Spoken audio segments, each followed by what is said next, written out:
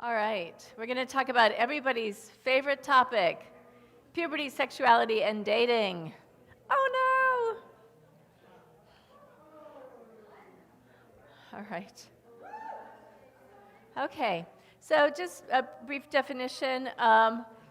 Everything's on the handouts, and there's some links, which I apologize I didn't actually try the links recently. But puberty is just referring to the physical changes. And adolescence, so puberty, you've started to do the physical changes in the body. And adolescence, they use the term for for that a transition period. It describes a period that happens to be during emotional and social transition from childhood to adulthood. Autism Speaks has some resource information for adolescents with autism that might be helpful, since there's so much overlap, and they're just a really great resource with many good things. So what I'm going to talk about today are some strategies, and I really welcome anybody to give me guidance, or at any point as we discuss this, if you want to pop up and say what's worked for you or what you've done or found difficult, we can also do that at the end of the talk, but I really welcome. This isn't an area that I have great knowledge of. All right, so kind of talking about, and the other thing is, in the thick handout that had the picture of them selling cholesterol on the top, there are a couple of pages that show circles. I don't have a slide of that, but we'll talk about the circles in just a minute. So with body changes, we're going to talk about teaching privacy. Of course, all of you, are experts at kind of trying to figure this out and moving forward with keeping your child safe in many ways. So people generally say, and of course I apologize since there's such a wide difference between individuals, and not every slide might be exactly appropriate for your child. But modeling appropriate hygiene behavior, talking about correct language, practicing early. Okay, so we're going to talk about boundaries. And boundaries are just something that indicates a limit or an end, and then a boundary of violating behaviors we will talk about. And in those areas, we think of physical, which includes the touching someone or being the distance, how close you're to that person. Social is as you monitor your safety of your children and have them learn what the talk and roles are in relationships. And this goes along in that circle diagram, which has different colors. Generally, if you kind of Google circles and boundaries, or you'll see the reference in there, and can use that for talking to individuals about who's allowed in each section of that circle. And emotional trust and feeling affections, how boundary violation can occur with that, and having to monitor that. And then difficulty of having to do very concrete coaching of who's allowed, and redirecting if there are violations. So the circles concept that is in the diagram, and I apologize I didn't have a slide on it. There's the different circles. There'll be the inner circle, which is the private circle, which is yourself. And then blue is who's closest next to you, who's allowed to hug. So you have a visual thing your child can reference is who's allowed in each level of circle. Hug circle, those closest to you, because I know that's often very difficult, including SLO. The children are so gregarious, often want to go up and hug people they don't know, and strangers, and it's quite difficult. And then the faraway hug circle, yellow, who you're allowed to handshake. I always fantasize this would help, but I've tried at least. I'm not sure if it's actually ever worked. But for children who want to hug, we'll do hand hugs. Like you can squeeze a person's hand and just squeeze it like that. They just kind of get this emotion, but it's still not violating, going beyond a handshake. And then orange, wave, who you're allowed to wave or say hello to. and red. Community helpers versus strangers, trying to understand that. And this is a example of something that can be used for privacy, talking about what's private, what you do in what they call like these stories, like social stories, where things are done and how do you explain it. Private, and then explaining. These are just some of these are some. I think on the web is probably great, and people, I welcome you telling me of things that you found to be helpful, and explaining what the definition of private, what can be done in private, and with who, and then so we have to talk about, unfortunately, things such as exploitation and abuse. So we all worry about the risk of exploitation and the things that can place individuals with developmental difficulties at risk, such as lacking assertiveness or being overly dependent, not understanding the various boundaries. Unfortunately, expectations of compliance, right? Our children, you listen to your teachers, you listen to your parents. How do you differentiate who you're allowed to? Who's allowed to tell you, and thus that is the uncertainty. And then if there's limitations or difficulties, kind of how that just makes it quite difficult. Okay. So then there's prevention education, and the purposes would be to recognize behaviors that can lead up to sexual assault, such as putting people at risk, being overly friendly, having the individual know what's their rights and protections by planning to say no, who to access for help, being very concrete, very direct, who's allowed to say things, who do you go to? Do you go to a teacher? Do you go to a parent? And it was heartbreaking, someone in here told me that their child had been physically abused at school recently. All right, so parents, so these are communication tips, and I feel like this is kind of not very helpful, what I'm saying. Maybe because it's so obvious and something you're dealing with all the time, perhaps some of the resources on the web that I'm referencing might be of help as your children become older and address things, or all ages, but when they get older too. So parents are the primary sexuality educators, being an askable parent, reward questions, finding teachable moments. I guess maybe sometimes seeing these visual like storyboards, and knowing what's out there on the web that you can find that can be helpful, that then you can think about when these, when you can teach these different things, and when you would start at a young age. It's uncomfortable, right? Relax, like that really helps, saying that. Talking about the joys of sexuality, okay, skip that one. It's like, oh, I'm not eating, so. Of course, as appropriate, and with the individual.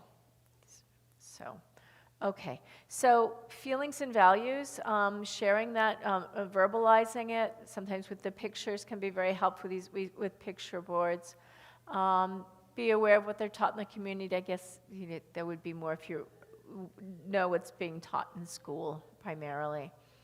Telling people you care much about their health, physical concept, addressing questions, am I normal, am I okay? I mean, this kind of typical adolescent questions as well.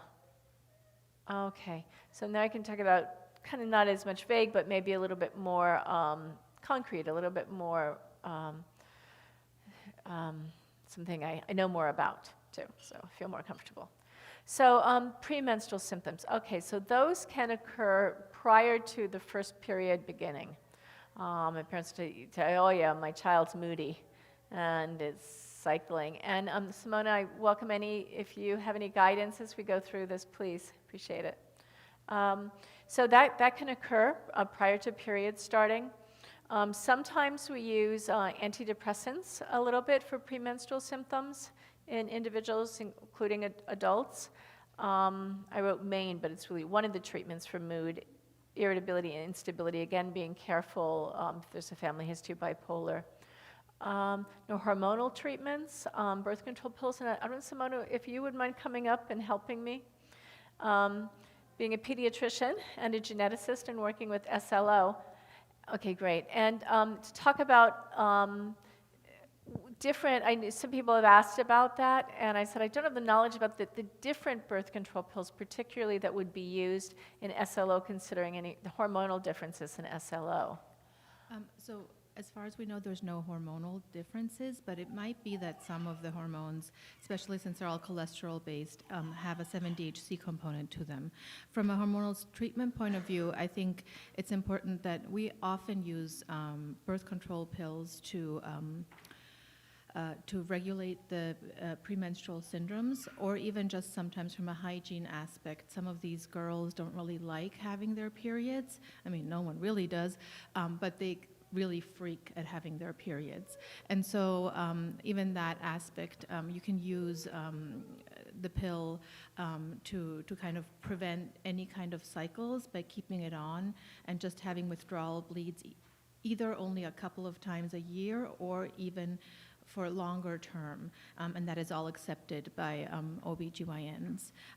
From the type of pill, often the very lowest pill and the mini pills aren't really the first choice, just because we don't want too little estrogen, and I think we touched upon this yesterday, because if the mini pills have a very, very low level of estrogen, and so you actually, or even the progesterone-only pills, you actually want to make sure that there is estrogen in the body for bone health. And would Depo-Provera be appropriate in SLO? Or So- other, yeah. Oh, and then there's one more thing I Sorry. wanted to say, and Depo-Provera actually brought me to this. Sometimes you had mentioned that there can be actually an exacerbation of symptoms with the hormone pills, and so often what we don't want, there are these pills that are kind of like patches that you put on weekly or monthly, or even the ring that you insert, or Depo-Provera. And so the risks with any kind of hormone that you give that kind of stays in your body for 3 months is that if it does make behavior worse, you have worse behavior in the case of Depo-Provera for 3 months. So that's what is also a huge plus side of the pills that you take daily, because if it's for some reason not working for you, you can stop it, and the changes that were due to the pill should go away relatively within days, basically. And so that is a great advantage of having something you take daily. Depo-Provera is an option, definitely, but it doesn't have any good effects on bone health, because it actually makes bones more brittle, because it suppresses the estrogen. And how many cycles would a typical for OBGYNs who are going to be prescribing the birth control pill, a hormonal pill, how many cycles would they usually want a girl to go through? Like how many months before they would start it? You know, I've been told they want at least to start. Yes, so they at least want the first period, usually in OBGYN. And they will want to make sure that the period is actually a period. And normally what they do is a physical exam, which is an external exam, so nothing internal, and maybe an ultrasound through the tummy of just the area to make sure that the anatomy is okay. And some baseline hormone levels before starting a pill. Especially in Smith-Lemli-Opitz, as we have seen that sometimes when you start a hormonal pill, the liver enzymes can go up. This also applies to children that don't have Smith-Lemli-Opitz. They do often check liver function tests regularly, which maybe would be 6 to 8 weeks after starting the hormone treatment, and then every 3 months, more or less, after that. Okay, thank you. Any questions for? And to the Dr. amount of Bianconi? cycles, it's probably practitioner, like different for everyone. I know that at NIH, the OBGYN that we use, she usually wants like 3 cycles to half a year, and some kind of regularity where she knows it is a cycle and that there is ovulation. Thank you. Any questions for her? No. Okay, not yet at least. All right, thank you. Great, very helpful.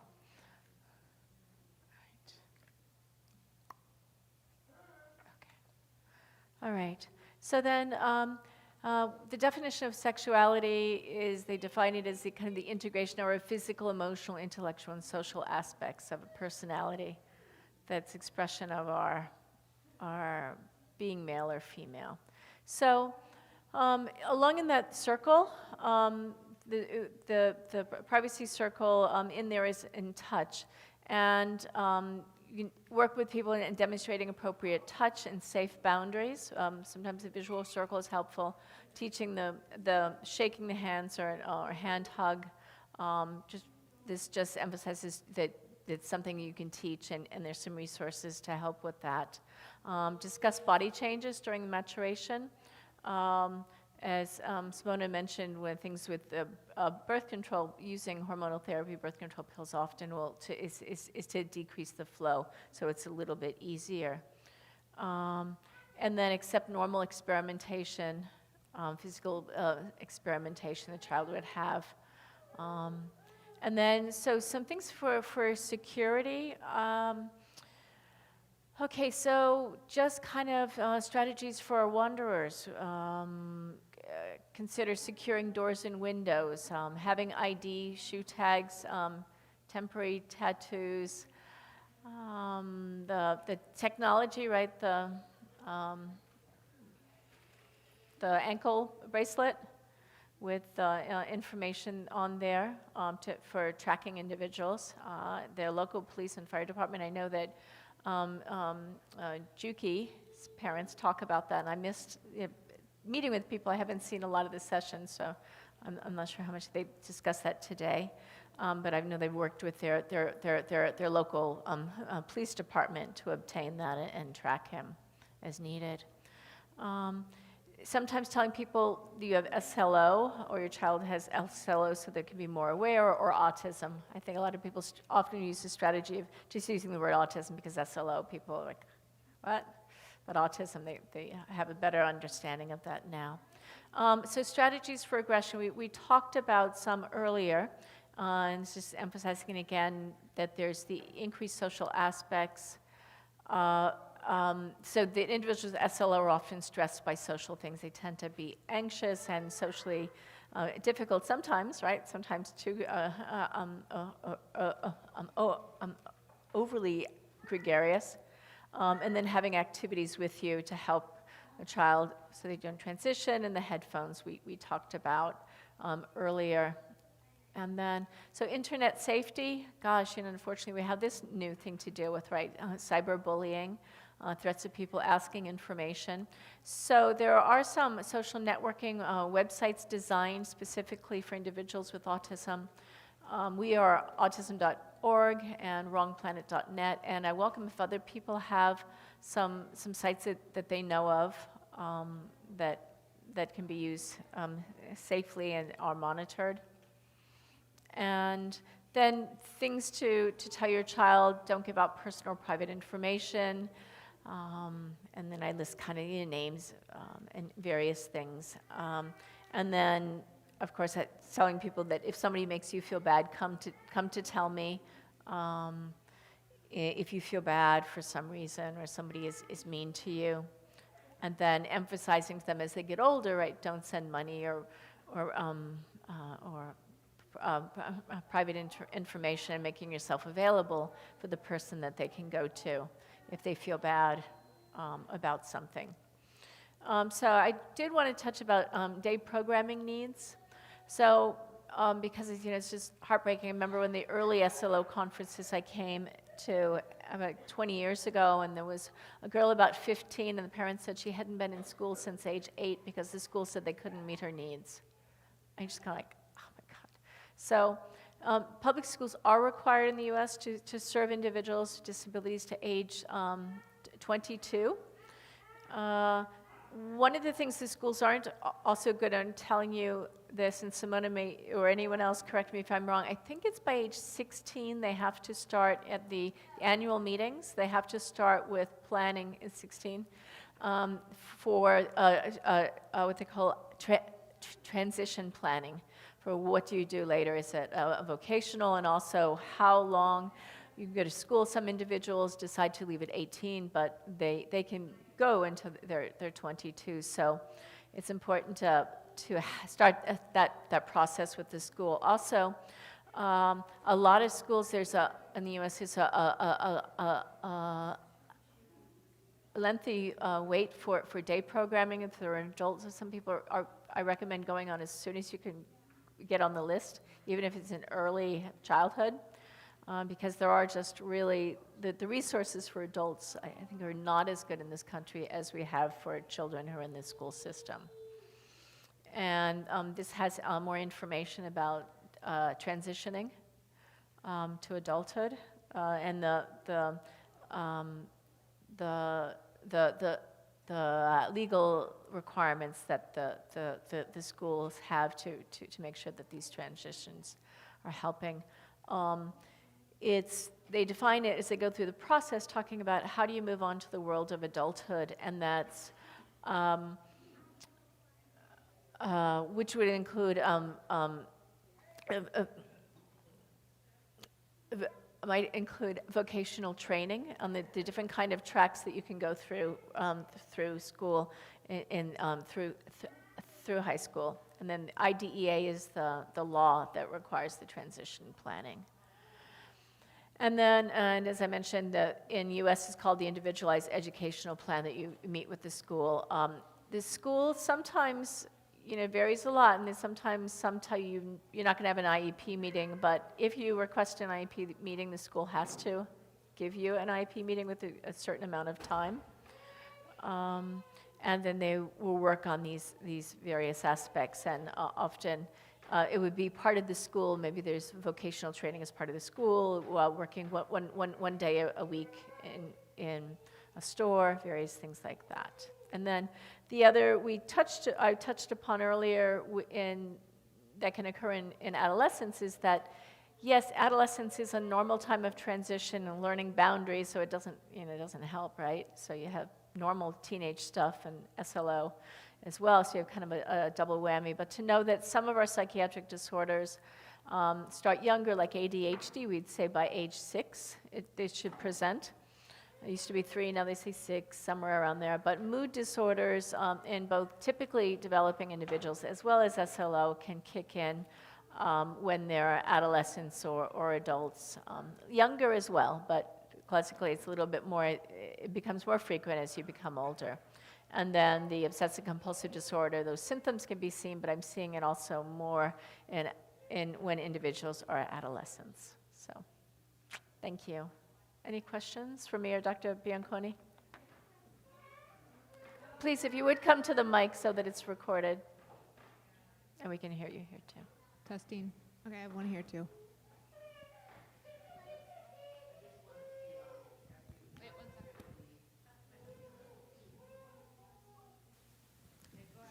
In reference to the progesterone birth control for girls, so they should have like a... Could I actually have Dr. Bianconi come up here? I think the majority of the questions are going to be for her.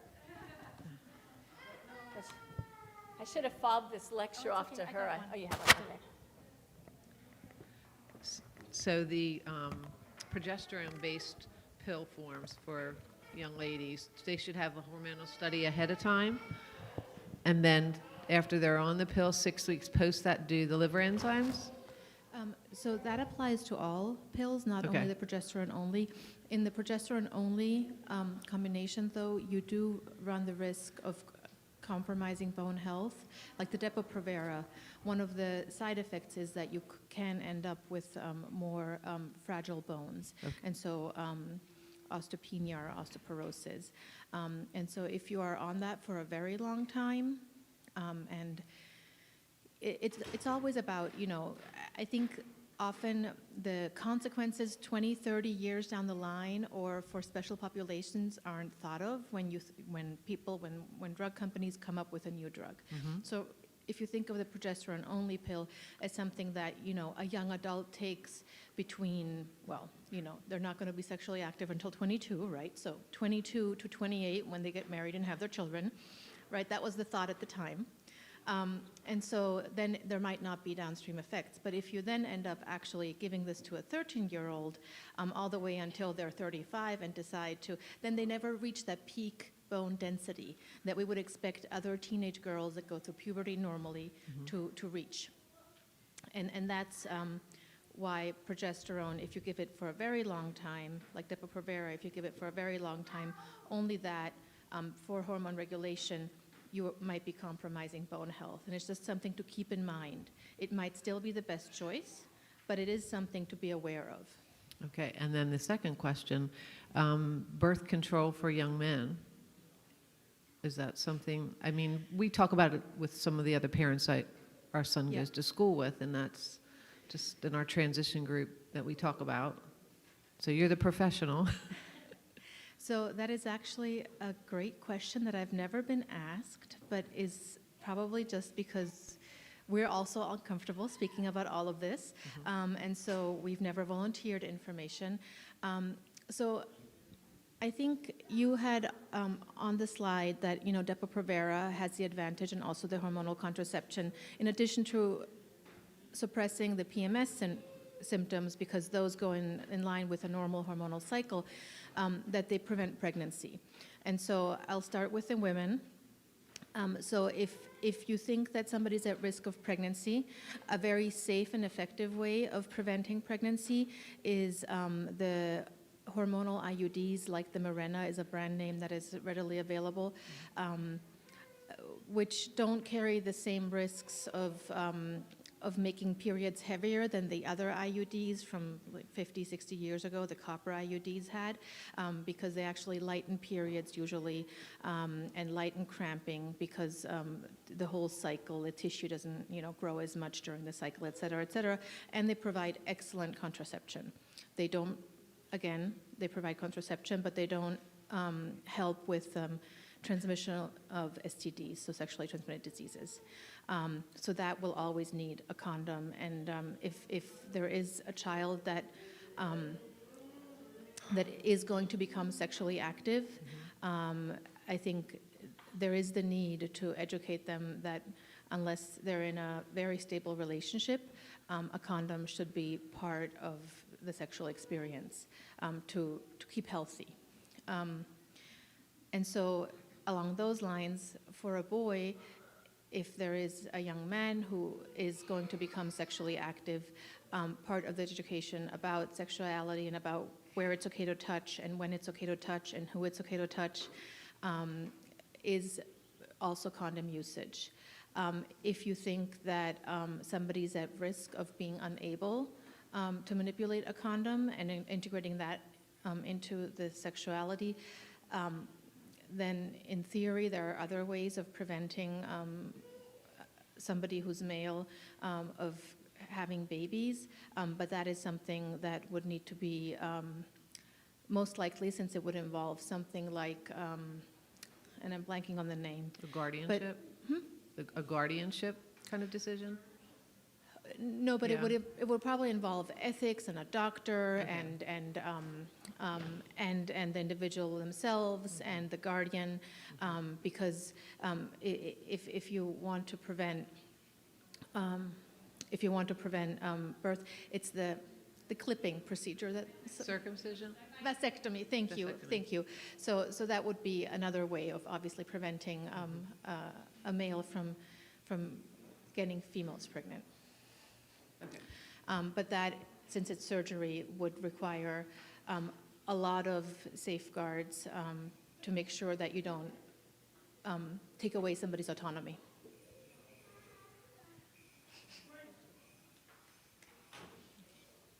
Thank you.